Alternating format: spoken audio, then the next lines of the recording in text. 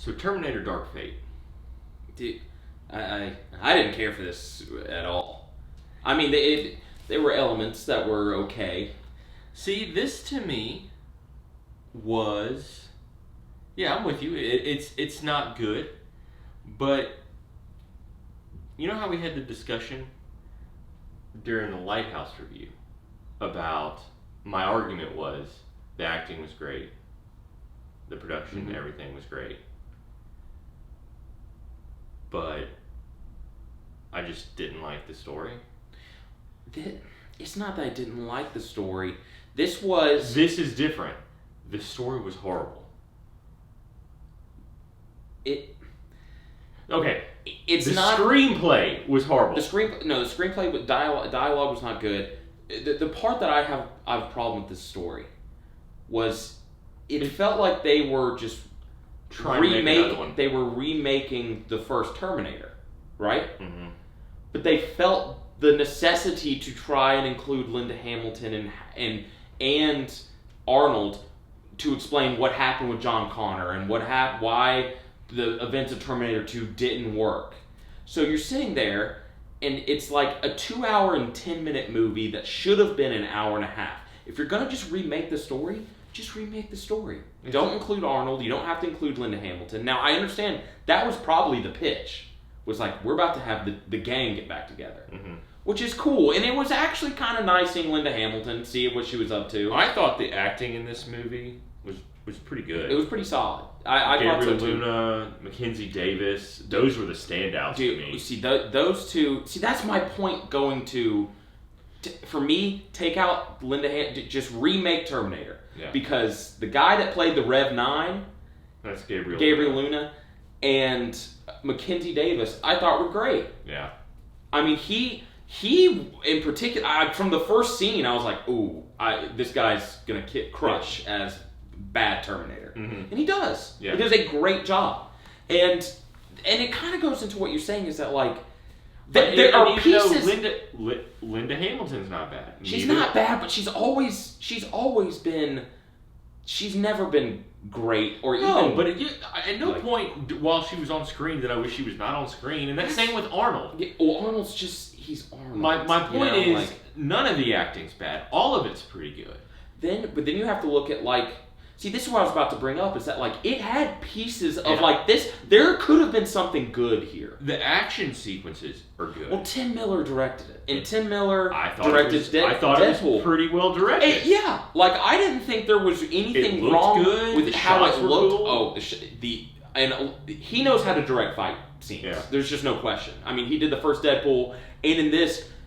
that whole first sequence when they're in the factory, that was... dope. And then, but honestly, there's a lot of cool fight scenes that I really did appreciate, but it was like the story... It was how they... What wasn't good was how, again, it's what you said, was how they tried to tie Terminator 1 and 2 to this one. They felt the necessity to do that, which is where it's like, Terminator 2, Terminator 2 came out close to 30 years ago. Yeah. I don't think there's a necessity now for... No one was asking for a sequel to Terminator 2. No one's really asking for a remake, but people are remaking things anyway. Just remake it. Yeah. Just do... Because I thought if...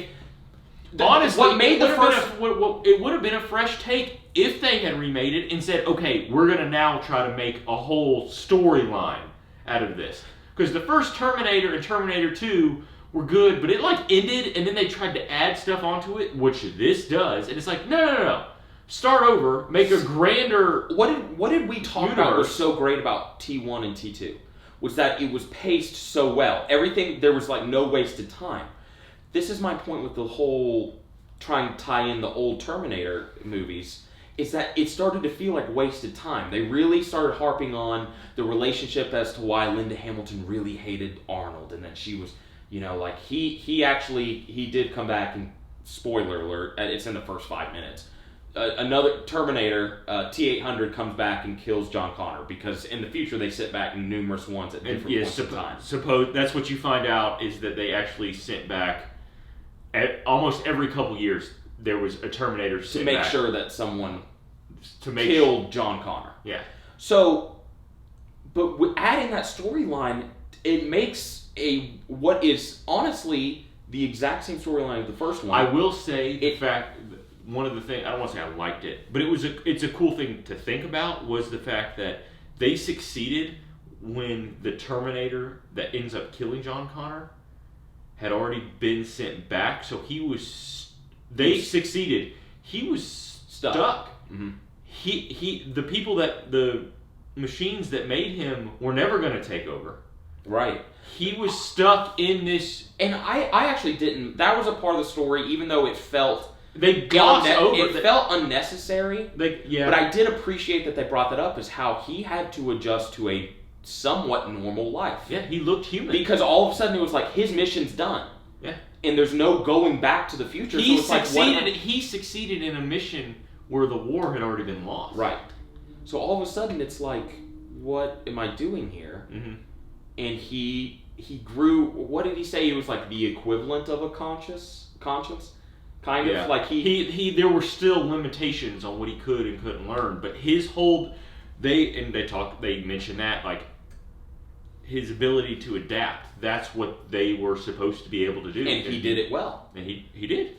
And that whole sequence. It's not that it was bad. It was just, in my opinion, a little unnecessary. Yeah. It goes back to, if you cut all that out, you have a well-paced movie with awesome fight sequences and good actors. All of a sudden, you have, in my opinion, a really good remake of Terminator. Yeah. Because, like we mentioned, Gabriel Luna is great. Mackenzie Davis is great. The woman playing Danielle, I don't know. I'm not. I forgot her name. I'm sorry, but either. she's fine. I mean, she plays the Sarah Connor character well. Mm-hmm. Even though technically, I guess she's kind of playing John. She's playing John, which that was something that they tried to play as like a twist, and it was like, I saw that coming. Yeah. Because they're on the train where Linda Hamilton's like, oh. There are several times where Mackenzie Davis is just adamant that she is asked what's her role in the future. Like, not her role, not Mackenzie Davis's role, but what's Danny's role in the future. And Linda Hamilton is just under the assumption that is Sarah Connor, she's going to be birthing. And that's not the case at all. It's her. She's the. But it was evident, like, you know. But this movie, I was bored. I got bored. It just. Oh, see, I don't want to say I was never bored. I was just like. I just kept waiting for the next action scene. Yeah. To a certain point, and then even towards the end, like the last action scene didn't do it for me when they were in the Hoover Dam. Yeah. Or it was a dam. I don't know if it was the Hoover Dam. But I was just like, I don't care. Like, I didn't care at that point. Yeah. No, it's. I don't want to say it was horrible. I think the screenplay was horrible, but I was entertained. I was. Oh, the first, what was it, 15 minutes? I was like, oh, maybe this is going to be good. Like, this might be pretty solid. And it just felt like it started to really kind of drag on. I think if somebody was to ask me how this was, I'd be like, it was okay. See, I don't even know if I go that. Yeah. No, I just thought it was bad. No, it wasn't just bad, because you do have to say the acting was good, the action sequences were well crafted.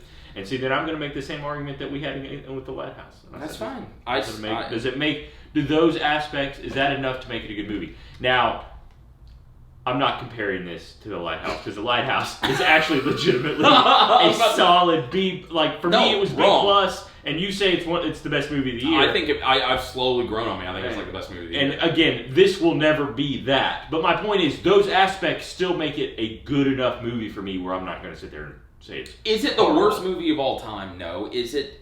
It was okay. It had elements that were fine for me, but even then it was just like elements. Yeah. Like, there was very rarely I would lean to you and be like, "Ooh, that was actually kind of cool," or I'd be like, I specifically remember thinking, I like Mackenzie Davis and I like Gabriel Luna. Like, those two, I could have just watched them go head to head, much like the first Terminator. Yeah, that's just to a point I was like, that's just what I want. I just want her to protect Danny and him be coming after them. But they felt the need to include so much extra stuff, which I just felt was unnecessary. I like seeing Arnold, but it was like, I would have been okay if they had somehow, like, I don't know, like, killed John Connor not with a Terminator. That would have been interesting. And that would have been interesting. And she just ended up losing him anyway. Yeah. And then Linda Hamilton was still involved. But I feel like people would have complained. Also, the storyline with Arnold wouldn't have happened. No, that's what I'm saying. But I was fine.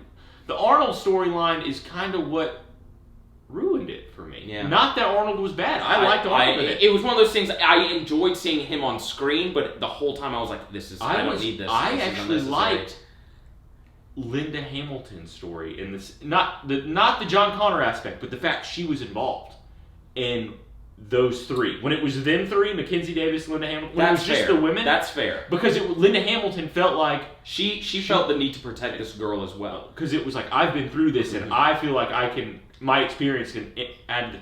And I thought if it was just the three girls fighting against Gabriel Luna, like I would have been down with the Rev 9. I would have been down with that. Like, that would have been cool. That's a good point. I think I would agree with you. It was the fact that they tried to incorporate the T-800 into it. Again, the T-800 is badass, and Arnold's badass. And to me, it just took away from the story and what made it flow well. Yes, I totally agree. I completely agree. I also... it's got its corny James Cameron line. Yeah, of course. There's also... Speaking of Arnold, there's a really funny scene where he's talking very seriously about something, and then he's talking about his job that he has now, and he's working in draperies. Yeah. And that was actually really, I was like, I got to laugh at that. And I was like, that's funny. But like, much like you said, it was almost. A part of me made it even scarier because it was like they're just blending in with society. That's when I watch these, I'm like, guys, what? Like when I see those Boston Dynamic videos, I'm like, what are we doing, guys? It's happening. I don't know. This movie, I think I'd give this like a C-. Like I just thought it was. No, I mean we're in the same boat then. Like I would give it. This is not an F. Like this, if this was an F, I would have walked out. No, this is like a C plus for me. It's kind of like this is C-, D plus. Oh yeah, well no, for me it's a little bit better than that. I'll go ahead and just give it the C plus for the fact that there were action moments where I was like, this is awesome, and I really like the actors. I thought that I felt like the structure was kind of there to make a solid movie. I said, they had pieces of like, oh, it's coming together, and it didn't. No. That's what happened. The first third. First 15 minutes, I remember thinking, this might be awesome. Yeah. Like, I'm on board. And then it went its own way, which I was actually kind of checked out. Yeah. And then I just kept waiting for the next action scene to happen. And the action scenes are pretty good. Yeah. And it holds your attention, but that's about it for me. Like, that's all it was. So. Yeah. I would have liked it better if, like, I don't know, maybe John was still alive. He'd just been arrested. They didn't tie in that whole aspect, just the whole aspect of the other Terminator being there. Like, that story should have ended at the end of T2. It felt so unnecessary because the whole point of T2 was that she slowly gained trust from the T-800, and that was completely decimated in this one. Yeah. The whole storyline was like, no matter what happens after this, I'm gonna kill you. And he's like, understood. And it was like, that was kind of what was so cool about T2. She talked about like it was really like he was a father figure to John, and yeah. That was so charming in the second one, and it was just ruined in this one. So, that's pretty much all I have to say about Dark Fate. It's a C. I'm giving it a C. We're changing this. It's a C. See, I'm still C-. Like, I'm telling you, the more you think about it, you're like, this movie just really was. Well, I keep thinking about it, and I'm like, why the hell? Like, why didn't they just end the T-800 storyline? Like, they didn't have to have that. I'd agree. I would totally agree. And it would have made sense because it was Dark Fate. Yeah. And fate implies that no matter what you do, something bad's going to happen. So even if because they got rid of Skynet. But then it was... This was... Legion. Legion Was Legion what? It was like an anti-defense... It was a defense system. Okay. I thought Legion was the Resistance. No. Legion's the defense system that becomes aware. Okay. And then it was smart. It was a smart government defense system. So it was almost implies like, no matter what they did, they were never going to stop the fact that machines were eventually going to take over. Right. Which I kind of like that aspect. I do too. And it goes into the name, Dark Fate. But then it was like, again, they should just ended that storyline. That Arnold Schwarzenegger. It was necessary. It kind of tainted what. And again, it doesn't take away from his performance because he had his funny moments. Watching the T-800 fight still was awesome. Yeah. He's Arnold. You can't help. He's charming. You can't help not like what he's bringing to the table. It's just don't bring it to the table. Yeah, it wasn't. That's my thing. This movie would have been better if that had never. I stated before. I actually liked Linda Hamilton's character being a part of those other women because it was like a familiarity there. Yeah. But yeah. So C-. All right. That was our take on Terminator Dark Fate. And you'll just catch us next time with our take.